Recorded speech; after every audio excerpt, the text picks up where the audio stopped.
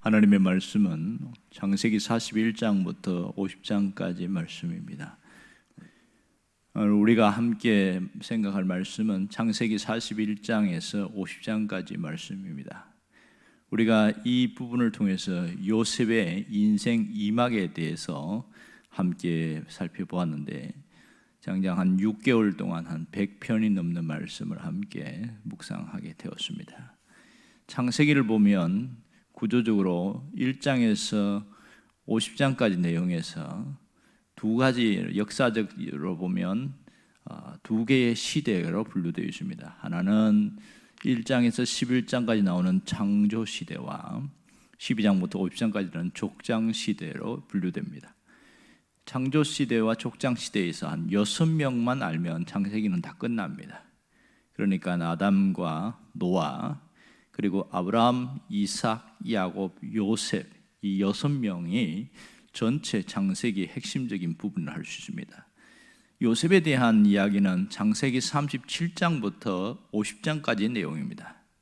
그러니까 요셉의 인생 1막은 37장부터 40장까지 나오는데 그때를 고난의 시기다 이렇게 표현할 수 있고요. 그리고 인생 2막은 41장부터 50장까지의 내용입니다. 이때는 형통의 시기, 회복의 시기 이렇게 분류할 수가 있습니다.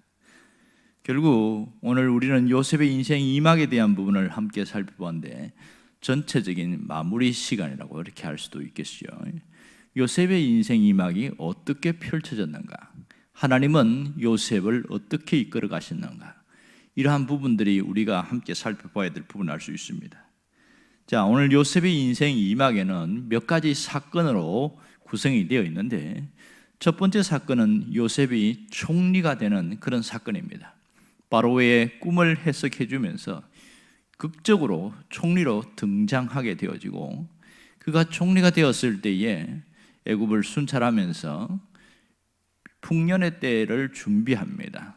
온 나라에 저장할 창고를 준비하고 또 그 창고를 감독할 사람들을 준비하고 이렇게 해서 풍년의 때를 준비를 하게 되어지죠. 그렇게 하다가 7년 풍년이 훅 지나가고 흉년이 오면서부터 이제 문제가 심각해지기 시작합니다. 사람들이 1년 지나니까 그들이 저장해 놓은 모든 양식이 떨어지면서 애굽에 있는 사람들은 돈을 주고 이제 이 양식을 바꾸어서 먹고 이렇게 하다가 그 다음에는 짐승을 이제 갖다 주고 돈이 다 떨어졌으니까 짐승도 이제는 없을 때는 자신들이 갖고 있는 논과 밭, 이 전답을 내놓았습니다.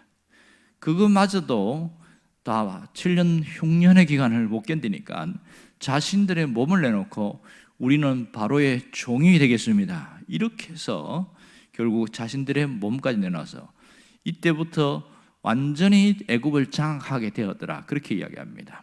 왜냐하면 당시 애굽 왕조는 힉소스 왕조인데 그러니까 이 원주민인 이 이집트 사람들이 아닌 저 위에서 내려온 민족들이 장악을 했는데 문제는 지방에 있는 호족들이나 그런 족장들을 장악을 할 수가 없었던 거예요. 그런데 7년 흉년이 오면서부터 저들이 완전히 다 내놓으면서 이 중앙의 집권이 강력해졌고 통치력이 굉장히 대단해진 이런 사건이 7년 흉년의 사건이었습니다. 이 흉년의 사건 때는 애굽 사람들뿐만 아니라 가나안 사람과 이디오피아 주변에 있는 그 사람 각 나라 사람들도 양식을 사러 오게 되어졌죠. 그 가운데 두 번째 사건이 벌어집니다. 그것은 흉년 2년째에 요셉의 형들과 만남이 이루어집니다. 물론 형들은 요셉을 알아보지 못하지만 요셉은 단번에 알아봅니다. 그때부터 몇 번의 테스트를 하게 되어지는데 그 유명한 부분이 은잔 테스트였습니다. 베냐민을 데려오게끔 그렇게 유도하게 되어졌고 또 베냐민의 자루에다가 그 은잔을 집어넣고 해서 일부러 범죄자로 만듭니다. 이때 형들이 어떻게 반응하는가 그것을 한번 테스트하려고 했던 거죠. 이때 유다가 적극적으로 나서면서 자신이 종이 될 테니까 베냐민만큼은 보내주세요. 그렇게 간곡하게 간청합니다. 이 모습을 보면서 요셉이 형들이 20년 전의 사람이 아닌 변했다는 것을 알고 통곡하고 눈물을 흘리게 되어지고 자신이 요셉임을 밝힙니다. 깜짝 놀라지요. 어떻게 이런 일이 일어났는가. 그 다음에 세 번째 사건은 아버지와의 상봉입니다. 가나안에 있는 아버지가 전 가족들을 데리고 애굽으로 내려오게 됐을 때에 아버지와의 만남이 이루어지고, 그리고 바로를 만난 이후에 고센 땅에서 정착하게 되어집니다. 이렇게 해서 이 야곱이 태평 세월을 보내게 되어지고, 이때에서 요셉은 계속해서 총리직을 감당하는 그런 일들이 일어나고, 마지막 또 그 다음 사건은 뭐냐면 아버지의 축복을 받게 되는 놀라운 일이 일어나지요. 먼저 요셉의 아들인 므낫세와 에브라임이 축복을 받게 되고, 그 다음에 12아들들에게 축복을 하면서 야곱은 자신의 모든 일을 다하고 임종을 하게 되어집니다. 그 이후에 또 세월이 또 훌쩍 지나가서 마지막에는 요셉의 죽음으로 이 창세기는 대단원을 내리게 되어집니다. 요셉의 인생 이막을 통해서 오늘 우리가 무엇을 알 수 있는가? 요셉의 인생 이막에서 키워드가 무엇인가? 이 부분을 우리가 정확하게 아는 것이 중요합니다. 자, 요셉이 누구냐? 이걸 알아야 되는데, 요셉은 한마디로 말해서 내 일을 여는 자이다, 이렇게 정의할 수 있죠. 하나님은 요셉을 통해서 내 일을 열어갈 준비를 하셨다는 거고요. 또 요셉의 인생 이막은 하나님께서 내 일을 어떻게 열어가셨는가, 그 부분을 잘 보여주고 있습니다.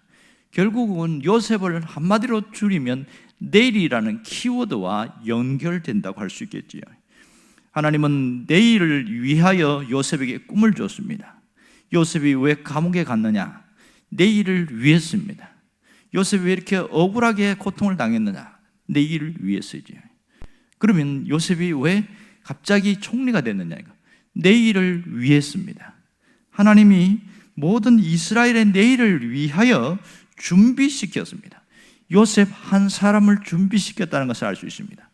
결국은 이스라엘 백성들이 애굽에서 430년 동안 거기 있다가 머물다가 다시 광야에서 40년을 보내고 가나안 땅에 가게 되어지는데, 이 모든 과정에 보면 결정적으로 요셉이 있었기 때문에 가능한 일이었습니다. 그들이 430년 동안의 시간은 이스라엘 백성들 어떤 면에서는 마이너스도 있고 플러스도 있는데, 마이너스는 고난의 시기였습니다. 노예 생활을 해야 되는 고통의 시기였는데, 플러스는 뭐냐면 애굽이라는 나라가 이스라엘 나라를 위한 인큐베이터 역할을 했다는 겁니다.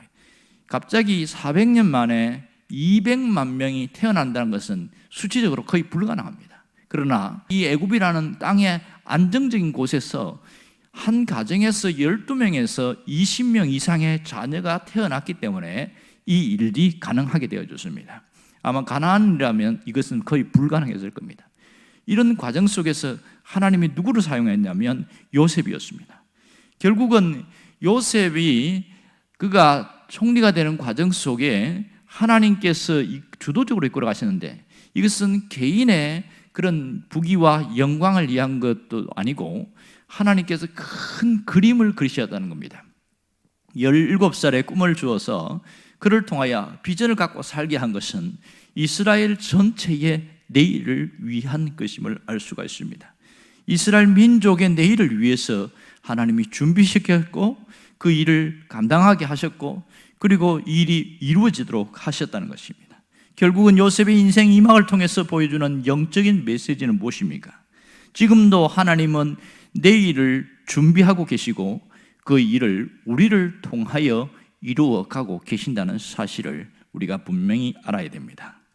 하나님은 이 땅에 있는 건강한 교회를 세우기 위해서, 교회 공동체가 더 건강해지고 아름다운 나라가 되도록 누구를 보내시냐면 바로 우리를 보내셨다는 사실입니다.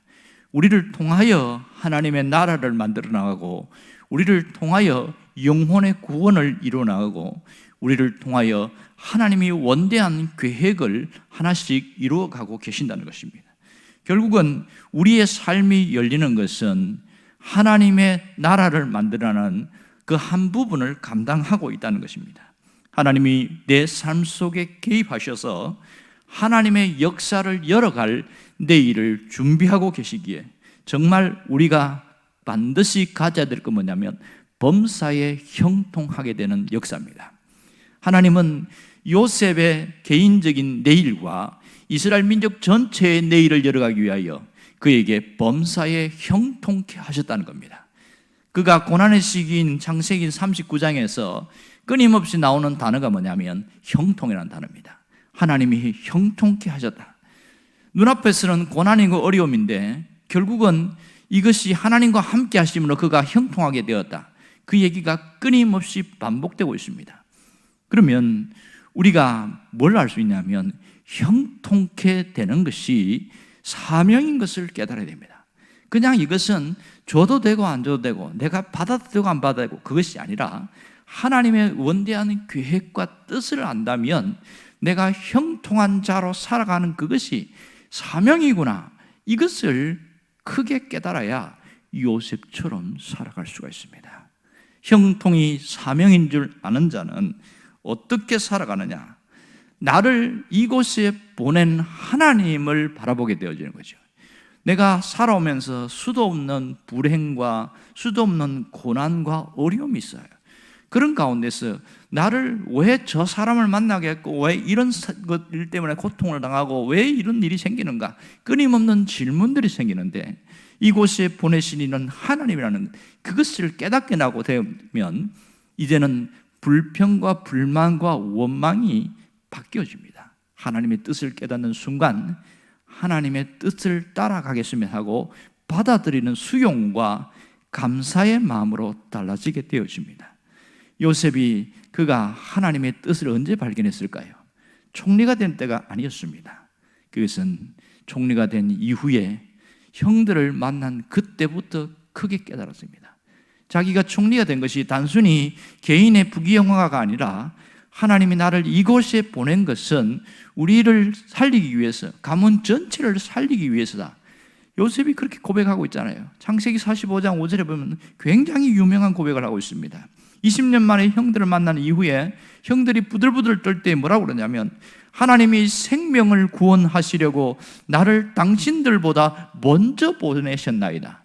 하나님의 뜻을 깨달은 거예요. 아, 이게 하나님의 뜻이었구나. 그때부터 달라진 게 뭔지 아세요? 사람에 대한 태도가 달라졌습니다. 미워하지 않았어요. 보복하지 않았다는 겁니다. 요셉은 일찍이 하나님의 작은 뜻을 깨닫고 그를 고통가와 절망 가운데 빠지게 했던 사람들에게 보복하지 않았고, 그리고 형들을 끝까지 보복하지 않았습니다. 오히려 끝까지 보호해주고 그들을 양육하는 그런 일을 했다는 겁니다. 이것이 하나님의 뜻을 깨달은 사람이 해야 할 일이라고 할 수 있겠지요. 또 한 가지는 이 형통의 이것이 사명이라고 깨닫는 사람은 마인드가 바뀌어야 됩니다. 인생에 대한 마인드가 달라져야 돼요. 우리는 여전히 이 땅을 살다 보니까 돈이나 건강이나 뭔가 가진 자가 강한 자라는 것을 알고 있어요. 그러나 우리는 어떤 마인드를 가지고 있어야 되냐면 신앙이 좋은 자가 강한 자라는 것을 알아야 됩니다. 특별히 세속지고 세상적인 마인드로 살아가는 이 땅에서 우리는 영적이고 신앙적인 마인드를 가져야 되는 겁니다. 한결같이 하나님을 붙들고 하나님과 함께 살아갔던 요셉처럼 우리가 그렇게 살아간다면 우리의 인생은 정말 달라질 겁니다. 여러분 한번 생각해 보세요. 요셉이 신앙적인 마인드가 무너졌다면 그가 총리가 된 이후에 어떻게 살았을까요? 애굽화돼 버렸을 거예요. 애굽에 완전히 동화되어져서 그가 겨우 히브리 말도 겨우 하게 될 것이고 자기 자식인 므낫세와 에브라임에게는 아예 히브리 말을 가르치지도 않았을 거예요. 그러면 그들이 20년이 훌쩍 지난 이후에 그들이 아버지 야곱과 형제들을 만났을 때에 그러면 므낫세 에브라임은 히브리 말을 전혀 알지 못했다고 생각해 봅시다. 그랬다면 과연 이 야곱의 양자로 받아들일 수 있고 그들이 두 지파를 가질 수 있겠느냐는 겁니다. 불가능한 일이지요. 이 신앙적인 마인드가 있었기 때문에 그가 어릴 때에도부터 히브리식 사고와 하나님에 대한 것을 주입시키고 신앙적인 것을 가르쳤기 때문에 므낫세와 에브라임이 여전히 히브리 말을 할 수가 있었습니다. 극적으로 부모와 만났을 때도 이 일들이 결국은 큰 민족을 이루는 엄청난 일로 세워진 겁니다. 무엇 때문입니까? 요셉이 마인드가 변하지 않았습니다. 우리가 성공하면, 잘되면 마인드가 변질돼 버립니다. 그러나 요셉은 결코 그렇지 않았다는 겁니다. 우리가 정말 어려운 시절을 살아가고 있고 힘든 시기를 지금 전체 보내고 있는 때에 어떻게 해야 되느냐 하는 거예요. 환경에 끌려가지 말고 내 삶의 내일을 열어가시는 그 하나님을 바라보면서 오늘을 살아가야 합니다. 그 하나님을 붙들면서 오늘을 시작하고 현재의 삶을 살아가야 한다는 겁니다. 이것이 신앙인의 삶이라는 것을 놓치지 않기를 원합니다. 하나님이 원하시는 방향으로 내 삶의 돛을 세우고 그 길을 묵묵히 가는 것이 대단히 중요합니다. 여러분, 오늘 우리가 뭘 갖고 살아야 되냐? 신앙의 싸움을 위해서 오늘 하루에 최선을 다하는 겁니다. 신앙의 싸움, 오늘이 마지막 날인 것처럼 살아가는 것이 정말 중요합니다. 우리가 영적인 싸움이라는 얘기를 하고 있는데 사실은 사탄은 내일 열심히 하면 되고 내일 신앙생활 잘하면 되고 내일 해라, 기도하는 것도 성경 보는 것도 내일 해라, 항상 내일로 미루라고 말합니다. 그러나 하나님은 오늘 하루를 잘 살아야 된다. 하루하루의 삶을 중요시했습니다. 요셉이 그가 총리가 된 이후에 얼마나 바빴겠어요. 7년 풍년 때도 정신없이 보냈을 것이고 더더욱 흉년의 때에서는 온 나라가 아우성을 지니까 정신이 없었을 거예요. 그러나 그는 잘한 게 뭐냐면 오늘 하루하루를 최선을 다했습니다. 오늘이 마지막 날인 것처럼 그렇게 살아갔더니 결국은 하나님이 그를 번성케 하시고 그 다음에 부모를 만나게 하시고 큰 민족을 이루는 큰 일을 하나님이 열어가셨습니다. 오늘 하루에 최선을 다하는 그것이 하나님 앞에서 내가 걸어가야 될 일입니다. 가장 가치 있는 삶은 최선에서 시작되어집니다. 여러분들이 형통이 사명임을 깨닫고 그 일을 이루기 위하여 오늘도 최선의 삶을 살기를 주의 이름으로 축원합니다. 기도하겠습니다.